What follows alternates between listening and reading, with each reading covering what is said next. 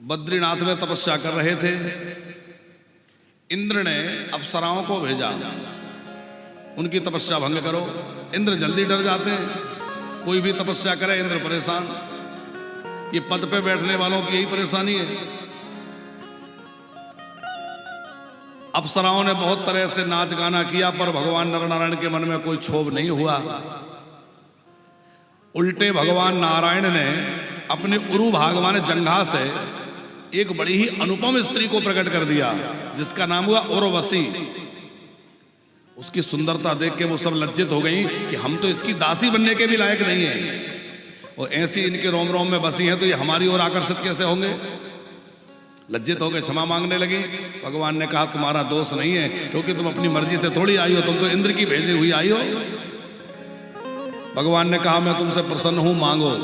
अच्छा, भगवान का एक स्वभाव है, कोई भी आ जाए बस उनका एक ही काम, मांगो मांगो, क्योंकि जिसके अंदर उदारता होगी वो तो हर व्यक्ति से यही कहेगा मांगो, और जो कृपण होगा उसको ये डर लगेगा कहीं मांग ना ले, ये क्यों आया है कहीं कुछ मांग ना ले है। भगवान तो उदार है, जो आता उससे एक ही बात कहते मांगो। अप्सराओं ने कहा कि यदि आप हमसे प्रसन्न हैं तो आप हमसे विवाह कर लीजिए। भगवान नारायण बोले ये तुमने क्या मांग लिया, ये तो बड़ा कठिन है, क्योंकि मैं तो तपस्वी बन के बैठा हूं। पर भगवान ने कहा कोई बात नहीं है, मैंने कहा था जो मांगोगी वो दूंगा, तो अभी तो मैं तुमसे विवाह नहीं कर सकता, पर तुम सब जो है द्वापर में राजकन्याएं बनोगी, और वहां मैं जब कृष्ण लीला कर रहा हूंगा तो तुम सबसे मेरा ब्याह होगा। तो वही सब राजकुमारियां बन बन करके आई हैं, और भगवान ने उन सबसे ब्याह कर लिया। भगवान की लीलाओं के बड़े रहस्य हैं, पर जिसने कभी संतों का संग नहीं किया, गुरु का आश्रय नहीं लिया, ग्रंथों का अवलोकन नहीं किया, वे भगवान की लीलाओं में उजूल फजूल बातें करते हैं। भगवान ने ऐसा क्यों किया? अरे भगवान ने इतने ब्याह किए, हम नहीं कर सकते। हम कहते हैं खूब करो, एक संभाली जाए तो दूसरा कर लो, पहले एक तो संभालो। और फिर भगवान ने जो जो किया वो सभी करो। भगवान ने पूतना को मारा है, हम कॉकरोच के देख के डर जाते हैं, कहेंगे भगवान ने किया कोई करेंगे क्यों? पंकज जी, घर में कॉकरोच दिख जाए तब तो हालत खराब हो जाए, भगवान ने किया वो कर लेंगे? 50 किलो का भार तो हमसे उठाया नहीं जाता। अरे भगवान ने 7 कोस के गोवर्धन को उठा के धारण कर लिया, तो भगवान के राजधरण बने। हम वो कर लेंगे जो भगवान ने किया है।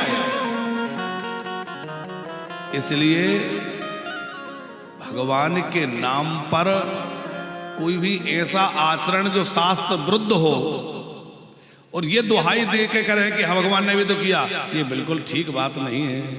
भगवान ने जो कुछ भी किया उसके पीछे अनेक कारण हैं, और वो लीला का बड़ा अलग रहस्य है। उन लीलाओं को समझना, पढ़ना, उनकी गंभीरता को जानना बहुत जरूरी है। इतने ब्याह किए क्यों? एक तो उन कन्याओं के सामने ये संकट था कि कहाँ जाएं, और दूसरी परेशानी ये थी कि उनको पहले वरदान दे चुके थे। इस कारण से भगवान ने विवाह किया। तो कितने विवाह हो गए? 16,108। फिर प्रत्येक रानी से भगवान के यहाँ 10-10 पुत्र हुए, और एक एक पुत्री हुई। तो कितने पुत्र हो गए? 1,61,080 तो पुत्र हो गए। 16,108 पुत्रियां हो गई। फिर पुत्रों के पुत्र हुए, तो भगवान की संतति खूब बड़ी। प्रद्युम्न जी के पुत्र अनिरुद्ध जी हुए, उनके भी 2 विवाह की कथा है। फिर राजा नृग का प्रसंग है, जिन राजा नृग ने खूब गैया दान करी थी, पर अनेक गोदान करने पर भी उनसे एक सूक्ष्म अपराध हो गया। क्या? जो गाय उनकी नहीं थी, कोई पंडित जी की गैया उनकी गायों में मिल गई, उन्होंने दान कर दी।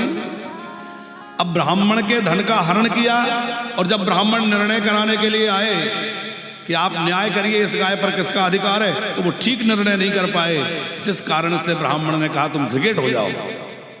आखिर में उस राजा सूर्यवंशी नृग को ग्रिगेट होना पड़ा। भगवान ने द्वापर में उसको मुक्त किया और अपने बच्चों को समझाया, देखा गलती से भी ब्राह्मण के धन का हरण हो जाए तो ऐसी दशा हो सकती है इतने बड़े धर्मात्मा की।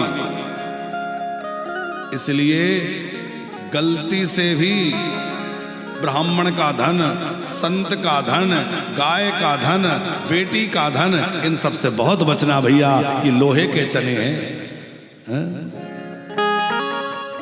गाय के नाम पर इकट्ठा करेंगे और फिर उसका उपयोग अपने यदि निजी कार्य में कर लिया, बड़ी गड़बड़ हो जाएगी।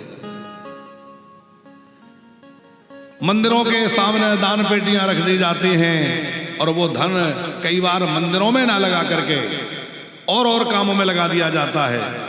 वो देव द्रव्य है, उसका हरण करने वाले का परिवार नष्ट हो जाता है। भैया आने वाली पीढ़ियां बिगड़ जाएंगी, बच्चों की बुद्धि खराब हो जाएगी और संतान बिगड़ जाएगी। कई बार तो हमें मंदिरों में जाके बड़ी गिलानी भी लगती है पंकज जी। जैसे आपको कोई बढ़िया सजा धजा के, आप सज धज के अपना बढ़िया कोट पैंट पहन के, कपड़ा पहन के अच्छा और बैठे हैं और आपके सामने कटोरा रख दिया जाए, आपको अच्छा लगेगा? हम लोग भगवानों का बढ़िया श्रृंगार करते हैं, बढ़िया सुंदर भगवान को सजा धजा के बिठाल दिए और सामने समितियों ने बड़ी बड़ी पेटी लगा दी, अच्छी लगेंगी? भगवान भी कहते होंगे भैया ये तो मेरे सामने से कम किनारे कर दो, रखो पर किनारे रख दो, एकदम भगवान के सिर पे तो मत चढ़ा के रखो, है एकदम सामने। तो गाय का धन, देव धन, संतों का धन, इसका बहुत सदुपयोग होना चाहिए। भगवान ने राजा पौंड्रक का